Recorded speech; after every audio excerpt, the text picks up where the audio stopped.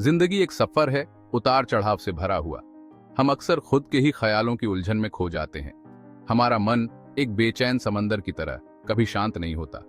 हम चिंताओं, परेशानियों और अनगिनत क्या होगा अगर के बोझ तले दबे रहते हैं।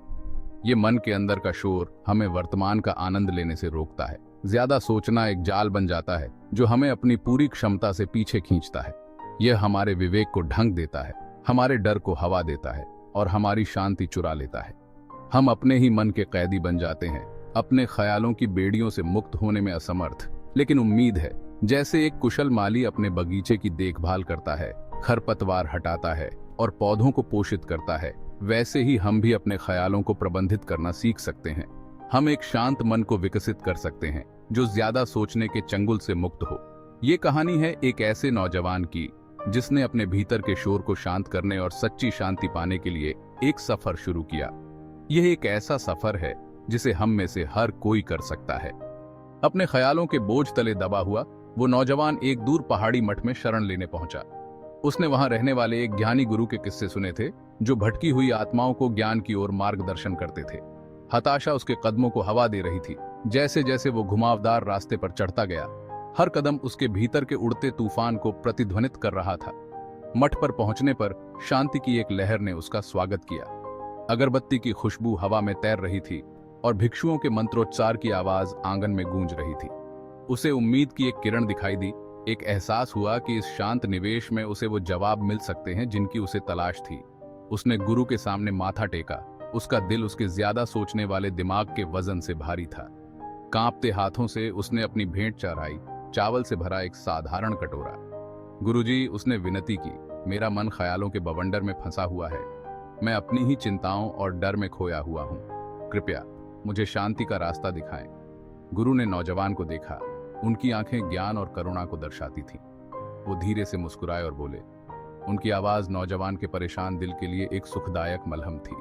तुम्हारा मन एक जंगली घोड़े की तरह है, गुरु ने शुरू किया। उनकी आवाज शांत और स्थिर थी। यह अनियंत्रित दौड़ता है, तुम्हें वर्तमान से दूर ले जाता है। तुम्हारे ख्याल लगाम की तरह हैं, तुम्हारे मन की दिशा को नियंत्रित करते हैं। लेकिन जब तुम ज्यादा सोचते हो तो तुम लगाम को कस लेते हो, घोड़े का गला घोंट देते हो और उसे आगे बढ़ने से रोक देते हो। नौजवान गौर से सुन रहा था। उसकी नजर गुरु के शांत चेहरे पर टिकी हुई थी। उसने पहले कभी अपने मन के बारे में इस तरह नहीं सोचा था। शांति पाने के लिए गुरु ने जारी रखा, तुम्हें लगाम ढीली करना सीखना होगा। तुम्हें अपने ख्यालों को बिना किसी निर्णय के उनके द्वारा बह जाए बिना देखना सीखना होगा। यही ध्यान का रास्ता है, वर्तमान में पूरी तरह से जीने का। गुरु रुक गए, अपने शब्दों को अंदर तक जाने दिया। नौजवान को उम्मीद की एक लहर महसूस हुई। क्या यही वो जवाब था जिसे वह ढूंढ रहा था? लेकिन गुरुजी, उसने संकोच से पूछा, मैं अपने ख्यालों को नियंत्रित करना कैसे सीखूं? मैं अपने मन में लगातार चल रहे बकबक को कैसे शांत करूं? गुरु धीरे से मुस्कुराए। एक शांत मन का रास्ता जटिल अनुष्ठानों या बड़े बड़े घोषणा पत्रों में नहीं मिलता, उन्होंने कहा। यह रोजमर्रा के कामों की सादगी में मिलता है। गुरु ने फिर नौजवान को एक साधारण सा काम करने का निर्देश दिया। हर सुबह उसे सुबह होने से पहले उठना था और कई घंटे चावल के दानों को अलग अलग करने में लगाने थे। नौजवान हैरान था। वह मठ में गहन ज्ञान की तलाश में आया था। उसे ध्यान तकनीकों और दार्शनिक शिक्षाओं की उम्मीद थी। इसके बजाय उसे एक विनम्र किसान का काम दिया गया था। अपने संदेहों के बावजूद उसने पूरी लगन के साथ गुरु के निर्देशों का पालन करने का प्रण लिया। आखिरकार वह शांति की तलाश में दूर दूर तक यात्रा कर चुका था और वह कोई भी रास्ता आजमाने को तैयार था जो राहत का वादा करता था।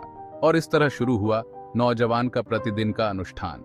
हर सुबह जैसे ही सूरज पहाड़ों की चोटियों पर से झांकता था, वह मठ के आंगन में बैठ जाता था और अच्छे चावल के दानों को खराब से ध्यान से अलग करता था। शुरुआत में उसका मन विभिन्न विचारों से भरा हुआ था। वह इस काम के उद्देश्य पर सवाल उठाता था, सोचता था कि यह उसे शांति तक कैसे पहुंचा सकता है। लेकिन जैसे जैसे दिन हफ्तों में बदलते गए, उसके अंदर कुछ बदलने लगा। जैसे जैसे वह अपने काम पर ध्यान केंद्रित करता गया, उसका मन धीरे धीरे शांत होता गया। उसके हाथों की लयबद्ध गति, चावल के दानों की हल्की सी झनकार उसके अंदर एक ध्यान की स्थिति पैदा कर रही थी। उसने चावल के दानों में सूक्ष्म भिन्नताओं को देखा, उनके आकार, रूप और रंग को।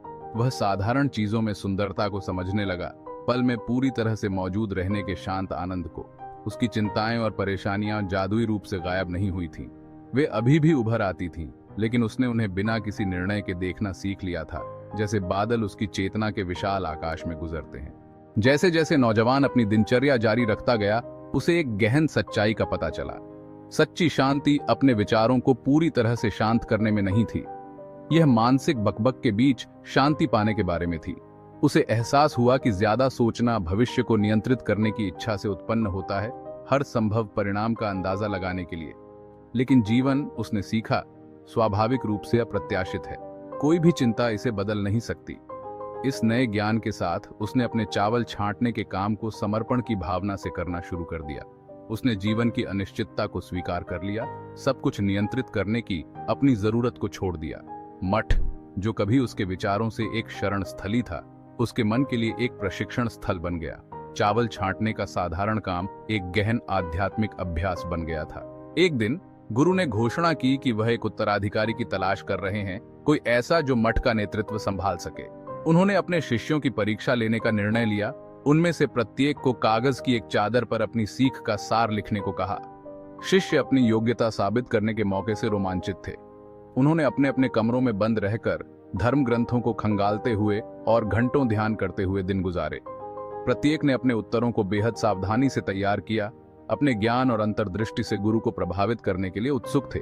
जब दिन आया तो उन्होंने बड़े ही श्रद्धा भाव से अपने अपने स्क्रॉल गुरु को भेंट किए। गुरु ने एक ज्ञानी मुस्कान के साथ प्रत्येक स्क्रॉल को खोला और उन पर लिखे शब्दों को ध्यान से पढ़ा। कुछ शिष्यों ने अपने पृष्ठों को जटिल दार्शनिक तर्कों से भर दिया था, जबकि दूसरों ने ध्यान तकनीकों का विस्तृत वर्णन किया था। प्रत्येक स्क्रॉल शिष्य की शिक्षाओं की समझ को दर्शाता था, लेकिन कोई भी गुरु के ज्ञान के सार को वास्तव में समेटता नहीं दिख रहा था। अंत में गुरु उस स्क्रॉल पर आए जो चावल छांटने वाले नौजवान ने प्रस्तुत किया था। उन्होंने इसे धीरे धीरे खोला। उनकी आंखें पृष्ठ को देख रही थीं। वहां सरल लेकिन सुंदर लेखन में ये शब्द लिखे थे, चावल जब छांटा जाता है तो खुद बोलता है। जैसे ही गुरु ने शब्दों को जोर से पढ़ा, कमरे में सन्नाटा छा गया। अन्य शिष्यों ने एक दूसरे को घूरते हुए देखा, इस रहस्यमय बयान के पीछे के अर्थ को लेकर हैरान थे। हालांकि गुरु उस नौजवान को गौर से देख रहे थे, उनके होंठों पर एक हल्की सी मुस्कान थी। उन्होंने उन सरल शब्दों में समझ की एक ऐसी गहराई देखी जो सभी जटिल दार्शनिक ग्रंथों और विस्तृत ध्यान तकनीकों से बढ़कर थी। चावल जब छांटा जाता है तो खुद बोलता है, गुरु ने दोहराया। उनकी आवाज ज्ञान से गूंज रही थी। इस नौजवान ने, उन्होंने चावल छांटने वाले की ओर इशारा करते हुए घोषणा की, हमारी शिक्षाओं का वास्तविक सार समझ लिया है। अन्य शिष्य चकित रह गए। चावल छांटने के इस साधारण काम में इतना गहन ज्ञान कैसे हो सकता है? गुरु ने समझाया कि नौजवान ने अपने समर्पित अभ्यास के माध्यम से अपने मन को शांत करना और वर्तमान क्षण पर ध्यान केंद्रित करना सीख लिया था। उसने यह खोज लिया था कि सच्ची शांति बौद्धिक समझ या जटिल अनुष्ठानों में नहीं, बल्कि प्रत्येक क्षण में पूरी तरह से मौजूद रहने की सादगी में मिलती है। नियंत्रण करने की अपनी जरूरत को छोड़कर हाथ में मौजूद काम को समर्पण करके नौजवान ने वर्तमान क्षण के ज्ञान को खुद को प्रकट करने दिया था। छांटा हुआ चावल न केवल उसकी लगन का प्रमाण था, बल्कि उसकी आंतरिक शांति का प्रतिबिंब भी था, जो हमारी शांति और खुशी चुरा लेता है। यह हमें चिंता और बेचैनी के एक चक्र में फंसाए रखता है, हमें जीवन की पूर्णता का अनुभव करने से रोकता है। लेकिन हम इस चोर के खिलाफ शक्तिहीन नहीं हैं, उन्होंने जारी रखा। जिस तरह नौजवान ने चावल छांटकर शांति पाना सीखा, उसी तरह हम भी सरल लेकिन गहन अभ्यासों के माध्यम से एक शांत मन का विकास कर सकते हैं। ध्यान, दिमागी स्थिति और यहाँ तक कि रोजमर्रा के कामों को पूरे ध्यान के साथ करना हमें ज्यादा सोचने के चंगुल से मुक्त होने में मदद कर सकता है। यह हमारे मन को वर्तमान में रहने, अपने विचारों को बिना किसी निर्णय के देखने और नियंत्रण करने की अपनी जरूरत को छोड़ने के लिए प्रशिक्षित करने के बारे में है। चावल छांटने वाले की कहानी हमें सिखाती है कि शांति का रास्ता बाहरी उपायों या जटिल दर्शनों की तलाश में नहीं मिलता है। यह हमारे अंदर ही मिलता है, हमारे जीवन के शांत क्षणों में। सादगी को अपनाकर, साधारण चीजों में खुशी ढूंढकर और अपने रोजमर्रा के कार्यों में दिमागी स्थिति का अभ्यास करके हम एक शांत और शांत मन का विकास कर सकते हैं। हम आंतरिक आलोचक को चुप करना, अपनी चिंताओं को छोड़ना और वर्तमान क्षण को खुले दिल से स्वीकार करना सीख सकते हैं। एक शांत मन की यात्रा एक कदम से शुरू होती है। अपनी सांस पर ध्यान देकर, अपने शरीर में संवेदनाओं पर ध्यान देकर, अपने आसपास के लोगों को वास्तव में सुनकर शुरू करें। वर्तमान क्षण की शांति में आपको वह शांति मिलेगी जिसे आप